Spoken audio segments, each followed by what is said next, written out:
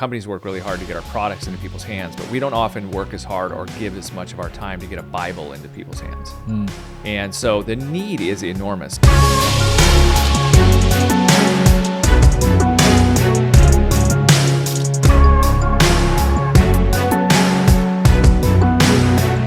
What's up, everybody? Welcome back to the Vertical Business Podcast. Today, we're going to be talking about how your business is uniquely positioned to both fund the mission and fund kingdom advancement.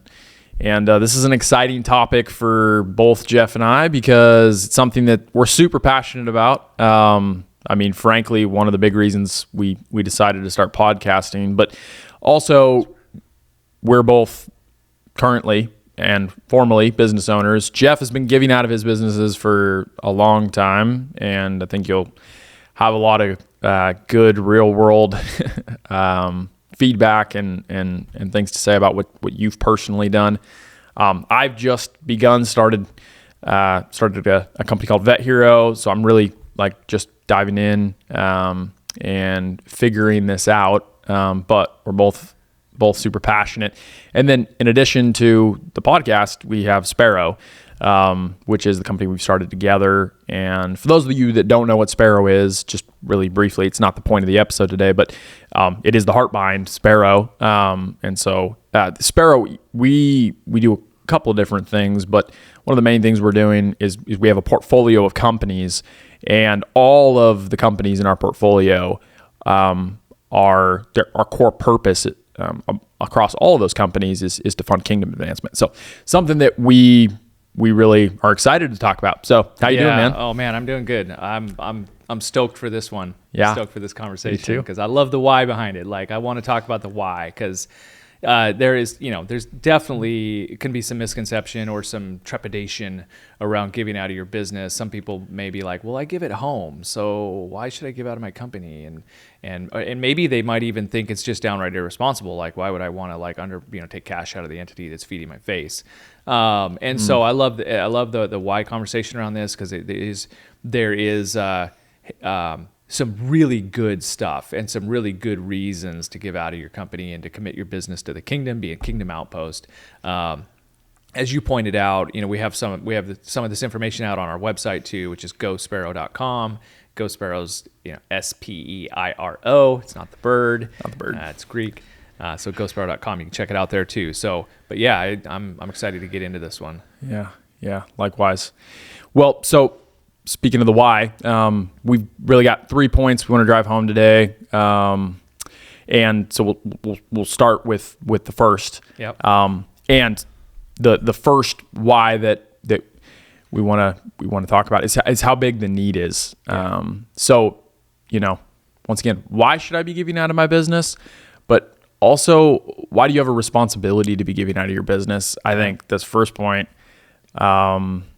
will help highlight that. But yeah, the first point is that the need is really, really big, and probably more than you would anticipate. Yeah. I'll kick the question over to you, or the point rather. Yeah. But can you talk a little bit about how big this need is to fund the church, fund kingdom advancement? Totally, man. I think for anybody who has orbited around the church or have any involvement around that, or heck, if it's Christmas time, you turn on the TV, there's probably a charity or someone asking for your money. So if you can hear this on the recording, by the way.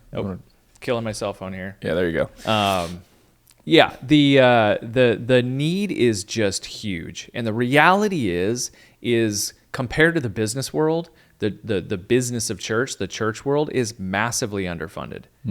And you might not know that because you're getting by and your church is what it is, but the reality is I compared to the amount of effort, time, energy, and capital that goes into advancing the most important message on the planet, way more money goes into getting this thing into the hands of people than we do. For those listening, he's holding up his phone. Yeah. We evangelize, there's the Apple evangelizes their product way better than the church evangelizes theirs. Yep. And we work really hard, and companies work really hard to get our products into people's hands, but we don't often work as hard or give as much of our time to get a Bible into people's hands. And so the need is enormous. I mean, the church is involved in obviously so much across the globe. Yep. On the local level, you need buildings, you need property, you got to keep the lights on, you got to pay the water bill, you got to pay the staff, you're gonna be blessing, helping orphans and widows, jail ministries. You want to be able to make sure the Bible's getting printed, make sure the Bible's getting translated, make sure that there's orphanages that start. There's feeding the homeless programs. I mean, the amount of stuff out there for the church to accomplish is enormous. Now, obviously, the church is really for one thing, and that is to advance the mission of spreading the good news. But but there is always a lack of cash. Yeah. And you're go have a conversation with your pastor and your elders, and if you dare, ask them if they need anything. Ask them if they need money. Yeah. And sit down. Yeah. And then just carve out about 2 hours probably, if your pastor has a vision. I think you had some numbers, right, about what the percentage of giving looks like. Yeah, I think that kind of does handicap the church, because the numbers are sort of stacked against the people who need the money, and that is, the average giver. We know the tithe in the Bible is essentially sort of a 10% kind of number, and that's not a commandment in the New Testament, but it's obviously implied, and generosity is implied. But the average evangelical Christian gives less than 1% of their income. I think it's like 0.57, something like that. So that's pretty small, right?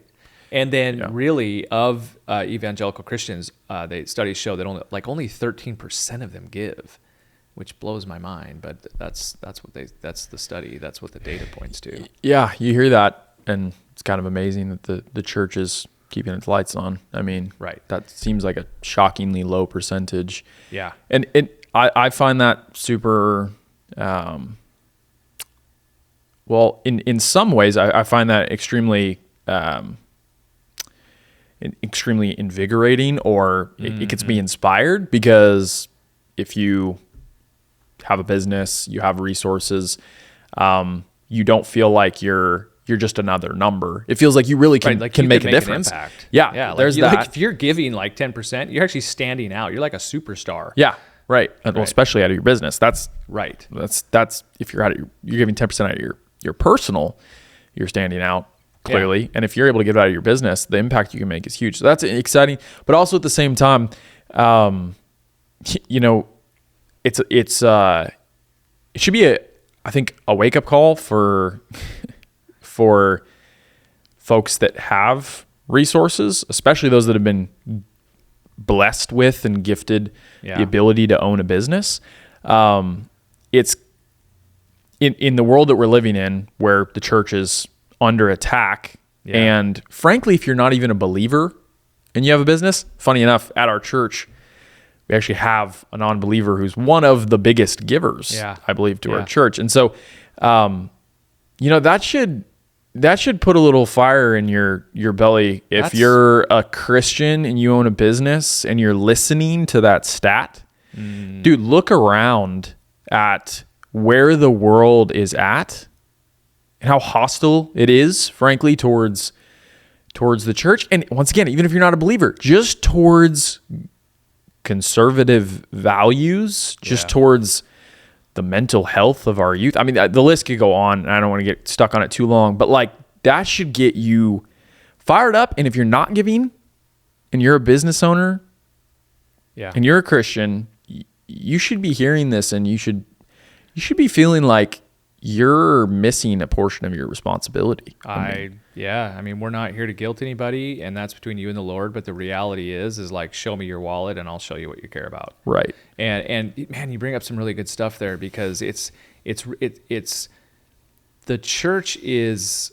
the most important institution that's ever been on the planet, and you bring up really good points about, if you care about society, if you care about your children's mental health, if you care about the flourishing of your city, whether you believe this or not, you can actually impact that by supporting your church, whether you're a believer or not. generally the church is doing great things. And obviously, if you are a believer, the need is huge. Yes, I would highly encourage, to your point, like that you should be involved in giving.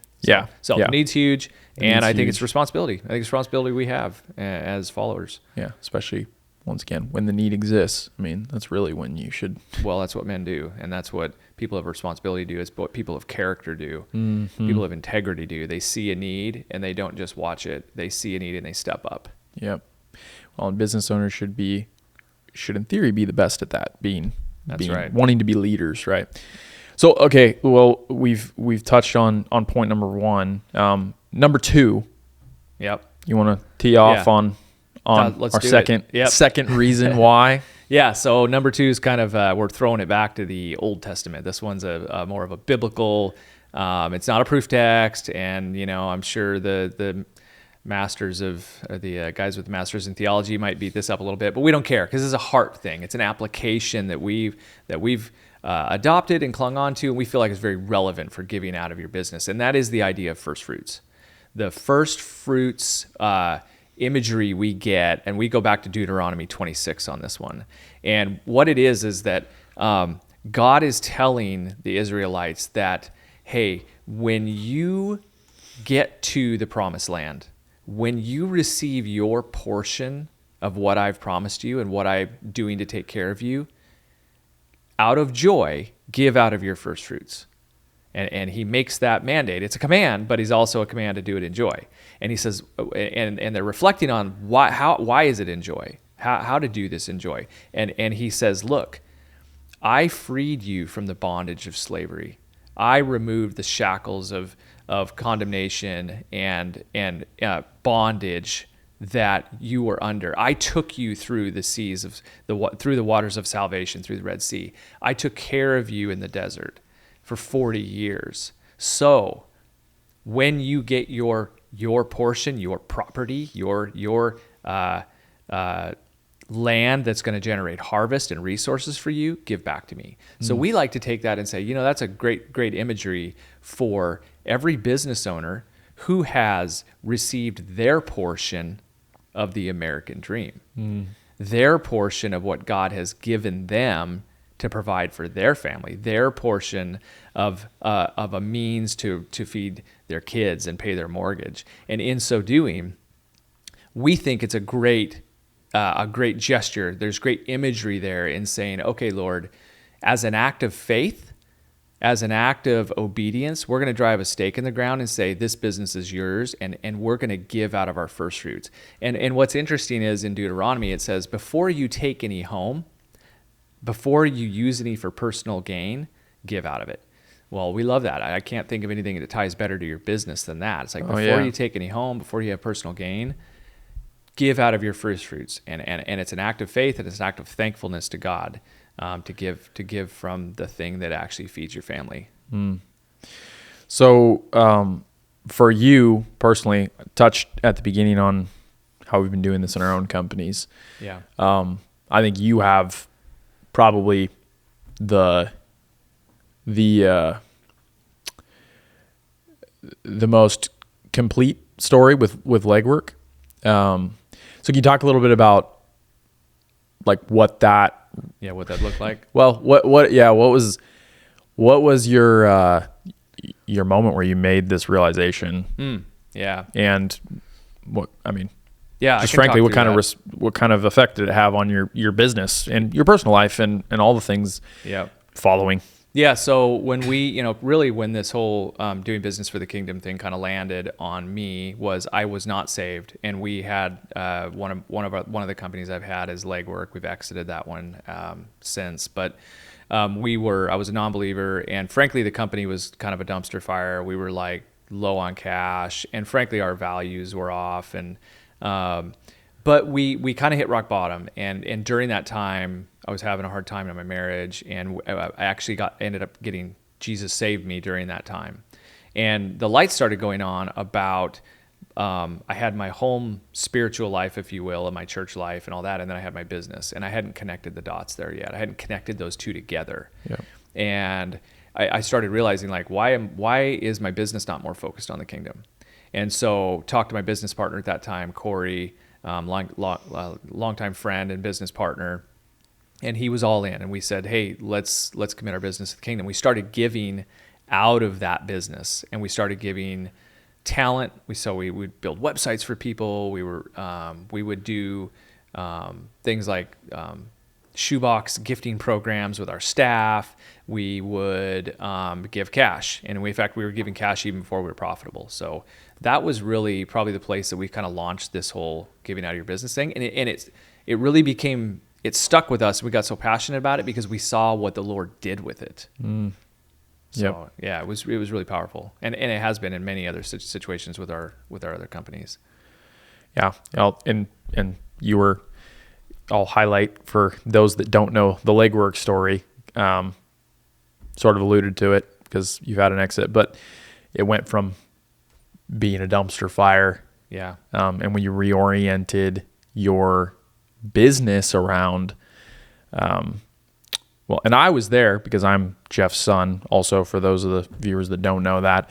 But I saw it have two effects. One is it changed the culture, and frankly, whether this is prosperity gospel or not, God got behind the giving and catapulted Legwork. Yep. Yeah.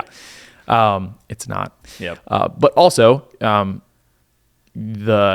by making your day-to-day at Legwork, and really connecting your business, which is a big part of your life, obviously, if you're a business owner, to you really pull your faith and pull the Lord into that area of your life. For you, I mean, I watched how not only affected the business, the finances, the church you were connected with, but also watched it affect your spiritual life. I mean, it's like, that's a really good point. I mean, your business, you spend 8 hours a day there. So if you set up your business as what we at Sparrow call a kingdom outpost, it is a huge part of drawing your faith along with your daily activity, which is running your company. Yeah. And so it really is. And you know, we believe that the Lord will get behind your giving. I mean, 2 Corinthians 9:6-15 is kind of a real hallmark verse for Sparrow. And we believe God will provide seed to the sower. We believe that if you have a heart for the kingdom, and it's a real heart for the kingdom, is you're not rubbing, this is not a genie bottle that you're hoping to give to get. If you're going to give and commit your business to the kingdom, we think God's going to increase the amount of seed he's going to give you to advance the work that you want to do for the kingdom and for Jesus. And for Legwork, you pointed it out, God got behind that company. And we started by giving a few $100 a month, and then some time, and then we got to profitability, and we started having 6-digit profits. We were able to start giving in great amounts, and we were doing really cool things, frankly, around the globe and at our local church. And then ultimately, it ended up resulting in millions of dollars being able to be given to the kingdom. Yeah, that's amazing. It's a little different outcome than if you were, when you take that first fruits command, apply that to your personal finances versus applying that to your business. Right. There's a good chance you wouldn't have given millions of dollars yourself, most likely. Right. Yeah. Or at least at that volume. Right. I mean, the business vehicle is definitely ready to grow, probably maybe potentially more than your just home finances are, and God can really get behind that. So yeah. Well, I think that's a good segue into the third reason why. And well, I'll let you take it. Okay. So the third reason why is kind of exactly what we were just touching on, which is that businesses have an amount of resources in them. They're uniquely positioned to contain assets and resources that are far greater than what you might have in your home. I mean, if you think about it, your business has all kinds of assets that don't exist in your home that are good for the mission and good for the church.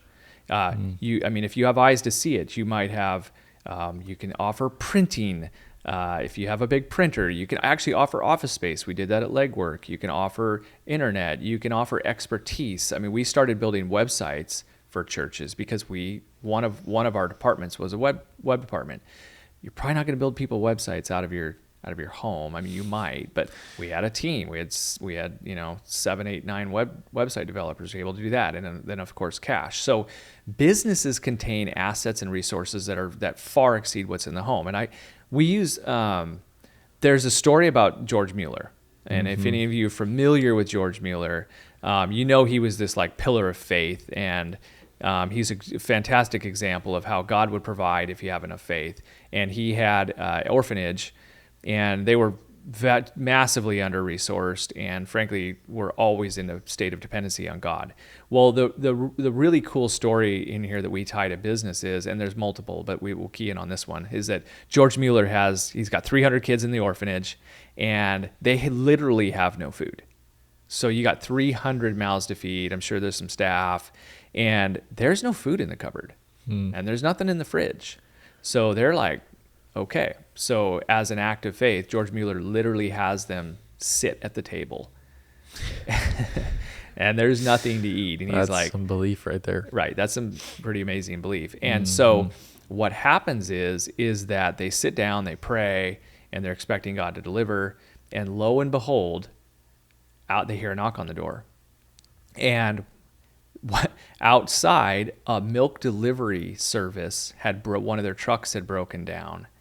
And the guy knocks on the door and he says, hey, all this milk is going to spoil. Could you guys use it? And it's like, well, sure. I think we could use that today. And then, so now there's milk on the table.